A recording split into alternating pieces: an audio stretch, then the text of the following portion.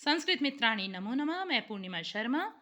आज श्री नाभादास जी कृत श्री भक्तमाल से भगवान के 24 अवतारों में से आज श्री राम अवतार, भगवान के 7वें अवतार श्री राम अवतार की कथा लेकर प्रस्तुत हुई हूँ। प्रारंभ करते हैं श्री राम अवतार की कथा। सबसे पहले देखिए चौपाई है, इसका वाचन करेंगे। जब जब होई धर्म के हानि, बाणहि असुर अधम अभिमानी, करहि अनीति जाई नहीं बरनी, सीधहि बेप्र धेनु सुर धरनी। तब तब प्रभु धरि विविध शरीरा, हरहि कृपा निधि सज्जन पीरा। असुर मारि थापहि सुरन्हि, राखहि निज श्रुति सेतु, जग विस्तारहि बिसद जस राम जन्म कर हेतु। देखिए ये आपके दोहे का उदाहरण भी बन सकता है जो आप छंद पढ़ते हैं, और यहाँ ये चौपाई है तो चौपाई छंद का भी ये उदाहरण है। आगे पढ़ते हैं कथा को। अपनी इस प्रतिज्ञा के अनुसार अकारण करुणा वरुणालय भक्त वत्सल भगवान श्री रामचंद्र जी 4 रूप धारण करके श्री अयोध्यापति चक्रवर्ती महाराजाधीराज श्री दशरथ जी के पुत्र रूप में चैत्र शुक्ल नवमी रामनवमी को अवतरित हुए। महारानी श्री कौशल्या जी की कुक्षी यानी कोख से श्री राम, श्री कैकेयी जी की कुक्षी यानी कोख से श्री भरत, श्री सुमित्रा जी की कुक्षी से श्री लक्ष्मण जी और शत्रुघ्न जी प्रकट हुए। यथा समय जातकर्म, नामकरण, चूड़ाकरण, यज्ञोपवीत आदि संस्कार सानंद संपन्न हुए। श्री राम किशोरावस्था में प्रवेश करते हैं और जेहि विधि सुखी होहि पुर लोगा, करहि कृपा निधि सोई संजोगा, आय सुमागी करहि पुर काजा, देखी चरित हर्षई मन राजा।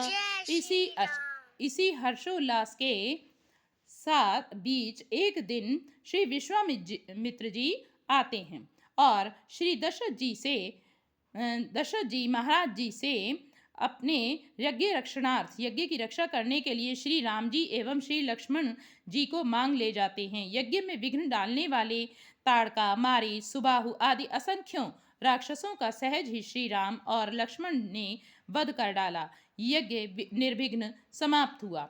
फिर श्री विश्वामित्र जी के साथ जनकपुर में श्री सीता जी का स्वयंवर देखने के निमित्त जाकर विशाल शंभु धनु यानी शिव जी का धनुष, जिसे त्रैलोक्य यानी तीनों लोकों के भटमानी मतलब बहुत महान वीर, भटमानी वीर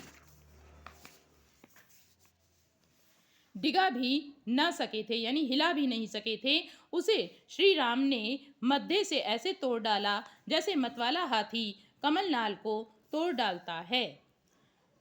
पश्चात यह शुभ समाचार श्री अयोध्या भेजा गया और श्री दशरथ जी आए तो बारात लेकर श्री राम जी के ब्याह के लिए, परंतु ब्याह हो गया चारों राजकुमारों का। अपनी वृद्धावस्था का आभास पाकर श्री दशरथ जी महाराज जी ने उत्तम गुणों से युक्त और सत्य पराक्रम वाले सद्गुणशाली अपने प्रियतम ज्येष्ठ श्रेष्ठ पुत्र श्री राम को, जो प्रजा के हित में संलग्न रहने वाले थे, प्रजा वर्ग का हित करने की इच्छा से प्रेमवश युवराज पद पर अभिषिक्त करना चाहा। तदंतर श्री राम के राज्याभिषेक की तैयारियां देखकर रानी कैकेयी ने, जिसे पहले ही वर दिया जा चुका था, देव माया से मोहित होकर मंथरा से उकसाई जाकर राजा से यह वर मांगा कि श्री राम का निर्वासन अर्थात वनवास और भरत का राज्याभिषेक हो। कैकेयी का प्रिय करने के लिए पिता की आज्ञा के अनुसार इनकी प्रतिज्ञा का पालन करते हुए वीर श्री राम वन को चले। विदेह वंश वैजयंती मिथिलेश राजनंदिनी श्री राम प्रिया श्री जानकी एवं श्री सुमित्रा नंदन लक्ष्मण भी प्रेमवश प्रभु के साथ चल दिए। उस समय पिता दशरथ जी ने अपना सारथी भेजकर एवं पुरवासियों ने स्वयं साथ जाकर दूर तक उनका अनुसरण किया। श्री श्रृंगवेरपुर में गंगा तट पर अपने प्रिय सखा निषाद राज गुह के पास पहुंचकर धर्मात्मा श्री राम ने सारथी सुमंत्र जी को अयोध्या के लिए विदा कर दिया। निषाद राज गुह लक्ष्मण और सीता के साथ श्री राम मार्ग में बहुत जल वाली अनेकों नदियों को पार करके एक वन से दूसरे वन को गए। महर्षि भरद्वाज जी का दर्शन कर गुह को वापस कर उन्होंने महर्षि वाल्मीकि जी का दर्शन किया और उनकी आज्ञा से चित्रकूट पहुंचकर वहां वे तीनों देवता और गंधर्वों के समान वन में नाना प्रकार की लीलाएं करते हुए एक रमणीय पर्णकुटी बनाकर उसमें सानंद रहने लगे। पुत्र शोक में श्री दशरथ जी के स्वर्गमन के पश्चात श्री वशिष्ठ आदि प्रमुख ब्राह्मणों द्वारा राज्य संचालन के लिए नियुक्त किए जाने पर भी महाबलशाली वीर भरत ने राज्य की कामना न करके पूज्य श्री राम को प्रसन्न करने के लिए वन को ही प्रस्थान किया और वहां पहुंचकर ज्येष्ठ भ्राता श्री राम से यूं प्रार्थना की, हे धर्मज्ञ, आप ही राजा हों। परंतु महान यशस्वी श्री राम ने भी पिता के आदेश का पालन करते हुए राज्य की अभिलाषा न की और भरत के मांगने पर उन भरताग्रज यानी भरत के बड़े भाई ने राज्य के लिए न्यास यानी चिन्ह के रूप में अपनी खड़ाऊ भरत को देकर उन्हें बार बार आग्रह करके लौटा दिया। श्री भरत जी ने श्री राम जी के चरणों का स्पर्श किया और श्री राम के आगमन की प्रतीक्षा करते हुए वे नंदीग्राम में रहकर राज्य कार्य संभालने लगे। श्री भरत के लौट जाने पर सत्य प्रतिज्ञ श्री राम ने वहां पर नागरिकों का पुनः आना जाना देखकर उनसे बचने के लिए दंडकारण्य में प्रवेश किया। उस महान वन में पहुंचने पर महावीर श्री राम ने विराध नामक राक्षस को मारकर श्री शरभंग, सुतीक्ष्ण, अगस्त्य आदि मुनियों का दर्शन किया। श्री राम ने दंडकारण्यवासी अग्नि के समान तेजस्वी उन ऋषियों को राक्षसों के मारने का वचन दिया और संग्राम में उनके वध की प्रतिज्ञा की। इसके पश्चात वहां ही रहते हुए श्री राम ने इच्छा अनुसार रूप बनाने वाली जन स्थान निवासिनी शूर्पणखा नाम की राक्षसी को लक्ष्मण के द्वारा उसके नाक कान कटाकर कुरूप कर दिया। पश्चात शूर्पणखा के द्वारा प्रेरित होकर चढ़ाई करने वाले खरदूषण, त्रिशरा आदि 14,000 राक्षसों को श्री राम ने युद्ध में मार डाला। तदंतर राक्षसेंद्र रावण ने प्रतिशोध की भावना से मारीच की सहायता से श्री जानकी जी का अपहरण कर लिया और श्री जानकी जी को लेकर जाते समय मार्ग में विघ्न डालने के कारण श्री जटायु जी को आहत कर दिया। पितृवत पूज्य जटायु के द्वारा ही श्री राम जी को श्री जानकी जी का पता मिला। तब अपनी गोद में प्राण त्यागे हुए श्री जटायु जी का अग्नि संस्कार कर वन में श्री सीता जी को ढूंढते हुए उन्होंने कबंध नामक राक्षस को देखा तो उसे भी तत्काल मारकर शुभ गति प्रदान की। कबंध के द्वारा संकेत पाकर श्री राम परम भगवती शबरी जी के यहाँ गए। उसने इनका पूजन किया। श्री राम ने शबरी का मातृवत यानी माता के समान सम्मान किया, उत्तम गति प्रदान की। फिर शबरी के संकेतानुसार श्री हनुमान जी से मिलकर सुग्रीव जी से मित्रता की और सुग्रीव के कथनानुसार संग्राम में बाली को मारकर उसके राज्य पर श्री राम ने सुग्रीव को ही बिठा दिया। तब उन वानर राज सुग्रीव ने भी सभी वानरों को बुलाकर श्री जानकी जी का पता लगाने के लिए भेजा।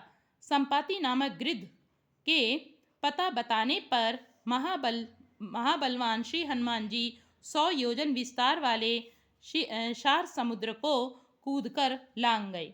वहां रावण पालित लंकापुरी में पहुंचकर उन्होंने अशोक वाटिका में श्री सीता जी को चिंतामग्न देखा। तब उन विदेह नंदिनी को पहचान कर मुद्रिका देकर श्री राम जी का संदेश सुनाया और उन्हें सांत्वना देकर उन्होंने वाटिका का विध्वंस कर डाला। साथ ही अक्षय कुमार आदि असंख्य राक्षसों का संहार कर डाला। इसके बाद में वे जानबूझकर पकड़ में आ गए। श्री ब्रह्मा जी के वरदान से अपने को ब्रह्मपाश से छूटा हुआ जानकर भी वीर हनुमान जी ने अपने को बांधने वाले उन राक्षसों का अपराध स्वेच्छा अनुसार सह लिया। तत्पश्चात मिथिलेश कुमारी सीता जी के स्थान के अतिरिक्त समस्त लंका को जलाकर वे महाकपि श्री हनुमान जी श्री राम को प्रिय संदेश सुनाने के लिए लंका से लौट आए और श्री राम जी की प्रदक्षिणा कर श्री जानकी जी का पता बताया। इसके अनंतर असंख्य वानर सेना को साथ लेकर श्री राम ने महासागर के तट पर सूर्य के समान तेजस्वी बाणों से समुद्र को शुद्ध किया। तब नदीपति समुद्र ने अपने को प्रकट कर दिया। फिर समुद्र के ही कहने से श्री राम ने नल नील से पुल का निर्माण कराया। उसी पुल से लंकापुरी में जाकर रावण को सदल बल मारकर भगवान राम ने श्री जानकी जी को प्राप्त किया। साध्वी सीता ने अपनी अग्नि परीक्षा दी। इसके बाद अग्नि के कहने से श्री राम ने श्री सीता जी को निष्कलंक माना। महात्मा श्री रामचंद्र के इस कर्म से देवता और ऋषियों सहित चराचर त्रिभुवन संतुष्ट हो गया। फिर सभी देवताओं से पूजित होकर श्री राम बहुत प्रसन्न हुए और राक्षस राज विभीषण जी को लंका के राज्य पर अभिषिक्त करके तथा स्वयं देवताओं से वर पाकर और मरे हुए वानरों को जीवन दिलाकर अपने सभी साथियों के साथ पुष्पक विमान पर चढ़कर अयोध्या के लिए प्रस्थित हुए। भरद्वाज मुनि के आश्रम पर पहुंचकर सबको आराम देने वाले सत्य पराक्रमी श्री राम ने भरत के पास हनुमान जी को भेजा। पुनः श्री हनुमान जी से श्री अवध का समाचार पाकर भरद्वाज आश्रम से अयोध्या के लिए प्रस्थित हुए। श्री अयोध्या पहुंचकर श्री अवधवासियों के उमड़ते हुए अनुराग को देखकर अमित रूप प्रगटे ते ही काला, जथा जोग मिले सबहि कृपाला। पश्चात श्री वशिष्ठ जी के आदेशानुसार शुभ घड़ी में श्री रामभद्र जी राज्य सिंहासनासीन हुए, यानी राज्य सिंहासन पर बैठे। श्री राम जी के सिंहासन पर बैठते ही त्रैलोक्य परम आनंदित हो गया। भगवान श्री राम ने सुदीर्घ काल तक पृथ्वी पर अभूतपूर्व सुशासन स्थापित किया। उनके राज्य में प्रजा मात्र तापत्रय से सर्वथा मुक्त थी। आज भी राम राज्य को आदर्श माना जाता है। आज के लिए इतना ही। अगली वीडियो में हम भगवान के श्री कृष्ण अवतार की कथा पढ़ेंगे और जानेंगे। धन्यवाद। जय श्री राम।